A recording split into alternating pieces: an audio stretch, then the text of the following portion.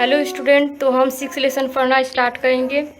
और मैंने जिस वर्ड पे अंडरलाइन किया है आप लोगों को इसका वर्ड मीनिंग लिखना है। फर्स्ट एड यानी प्रथम उपचार। The first thing to do when someone get injured to call a doctor, but this may take some times when while we can do a few things to help the injured person. The help you we can give to an injured person is called first aid. The first things to do when someone get injured to call a doctor. जब हम injured होते हैं, हमें चोट लगती है, तो हम पहले क्या करते हैं, हम पहले कॉल करते हैं डॉक्टर के पास। But this may take some time, लेकिन उसमें जो समय मिलता है, meanwhile we can do a few things to help the injured person, तो उसके दौरान हम क्या करते हैं, उस इंजर्ड पर्सन की कुछ हेल्प करते हैं कुछ चीज़ों के द्वारा। The help we can go give to an injured person is called first aid. और जो हम हेल्प करते हैं इंजर्ड पर्सन का, उसको हम प्रथम उपचार कहते हैं। कट एंड वुंड्स यानी कट या घाव। Clean the wound with cotton और sterile germ free gauze soaked in a antiseptic lotion like Savlon और डिटॉल। तो हम क्या करते हैं, पहले उस कटे हुए पे हम जर्म फ्री स्टराइल लगाते हैं, कॉटन का कपड़ा लगाते हैं जिससे, और उस पर हम लोशन लगा के उसको लगाते हैं। कवर, और दूसरा क्या है, कवर द वुंड और कट और with band aid it's if it is small. Use a place of sterile gauze to cover a large wound the and then tie a bandage over the gauze. तो हम क्या करते हैं, cover करते हैं उस कटे हुए जगह पे कट विथ बैंड, और उस पर हम लगाते हैं, बैंड लगाते हैं, ऐड करते हैं। और use a piece of sterile गाउज, और उस पर पीस का एक ऐसे कपड़े का हम यूज करते हैं। और लार्ज जो कटा रहता है तो हम बड़े बैंडेज का यूज करते हैं लगाने के लिए।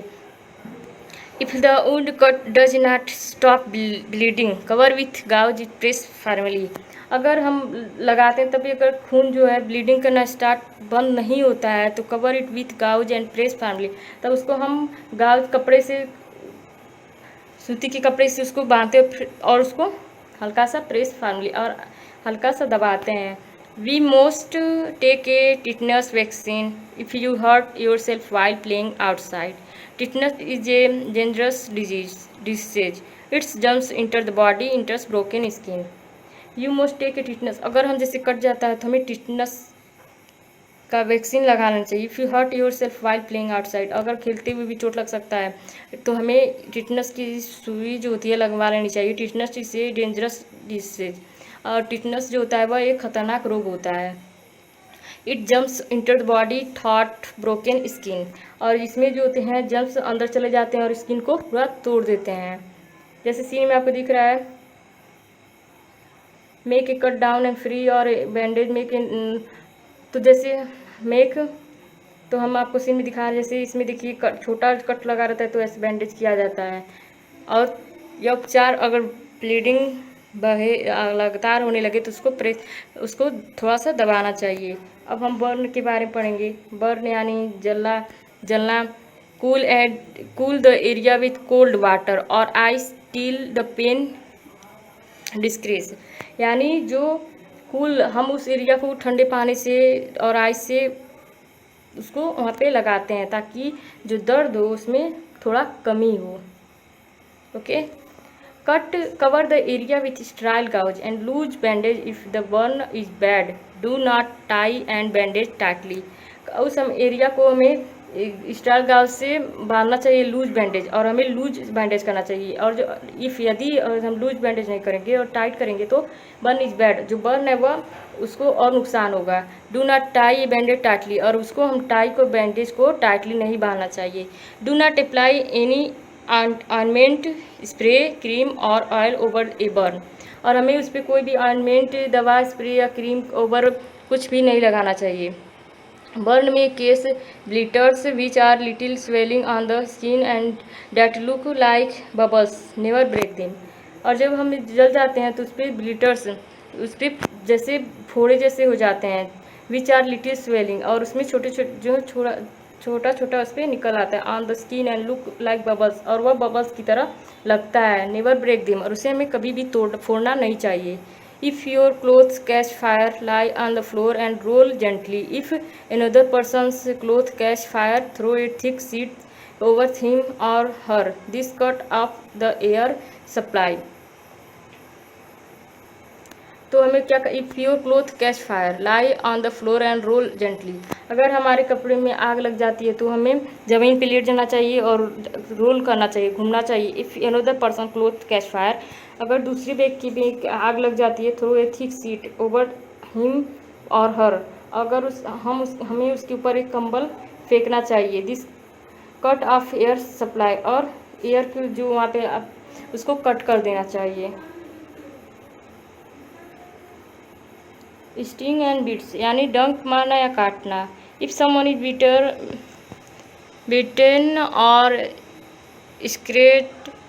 scratched by an animal, dog, cat, monkey, etc. Clean the wound with soap and water. Cover the area with a bandage or clean handkerchief and consult a doctor immediately. The bite or scratch on an animal can cause a terrible disease called rabies. People can die of it. If someone beaten और skate an animal, अगर किसी को जैसे कोई जानवर काट ले या उस पर खरोच आ जाता है, जैसे डॉग का, मंकी का या कैट का, clean the wound with soap and water, और उसको मैं अच्छे साबुन से और वाटर से धुलना चाहिए। Cover the area with a bandage और clean handkerchief and consult a doctor immediately, और उसको हम कवर कर लें बैंडेज के द्वारा और हैंडकरचीफ के द्वारा, और उसके बाद हम एक डॉक्टर से कंसल्ट करेंगे तुरंत। The bite a scratch on animal can cause a terrible disease called rabies, और इसके जो जानवर काटा रहता है, स्क्रैच लगा रहता है, तो उसके कारण हमें एक रोग हो सकता है जिसको हम रेबीज कहते हैं। People can die of it, और इसमें पीपल जो है वह मर भी सकता है। A snake bites can be very dangerous. The venom poison of a snake can kill people. The best thing to do is to keep the affected area still, to keep the arm and hand still. Use a sling bandage to keep the leg still.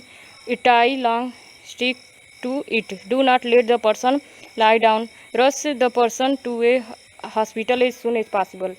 Snack bites और सांप के काटने से जो होता है बहुत ही danger होता है। द वेनम जो उसका पॉइजन जहर होता है, आप स्नैक कैन किल पीपल, और उसके जहर से आदमी की मौत हो सकती है। The best thing to do a keep the affected area still, और सबसे पहले उपचार क्या करना चाहिए, जहाँ पे सांप काटा है वहाँ पे उसको इस एरिया को टाइट बांध देना चाहिए। To keep the arm and hand still, और जैसे सीन में आपको दिख रहा है ऐसे keep arm and hand still से बांध देना चाहिए, बैंडेज कर देना चाहिए।